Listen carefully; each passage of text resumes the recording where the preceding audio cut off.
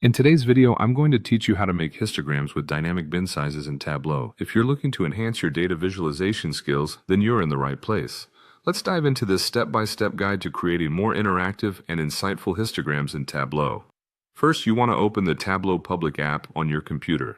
If you haven't already downloaded it, make sure you do so, as it's an essential tool for creating dynamic visualizations like the one we're making today.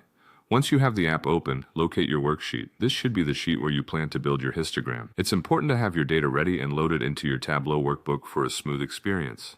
Next, in your worksheet, right-click on a measure, such as sales. Navigate to the Create option. This is a crucial step as we need to set up bins for a measure to create the histogram. After this, select the Bins option.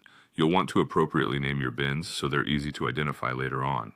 Enter the size of the bins based on your data insights and the level of granularity you desire, then click OK to save your settings.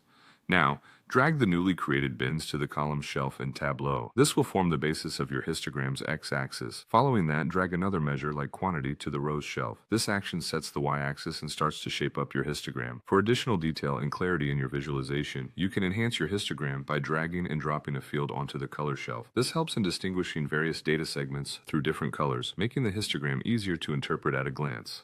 Let's add some dynamism to our bins. Right-click on the measure pane again, and this time select Create Parameter.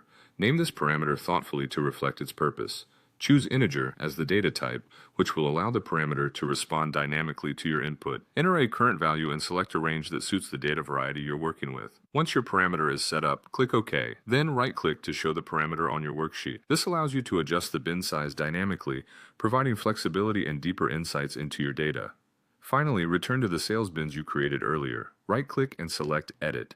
For the size of the bins, instead of a static number, you'll now choose the parameter you just created. This link enables you to adjust the bin sizes in your histogram dynamically using the parameter control you displayed. And there you have it. By following these steps, you've successfully created a histogram in Tableau with dynamic bin sizes. This makes your data more interactive and engaging for your audience. Thanks for watching, and happy visualizing.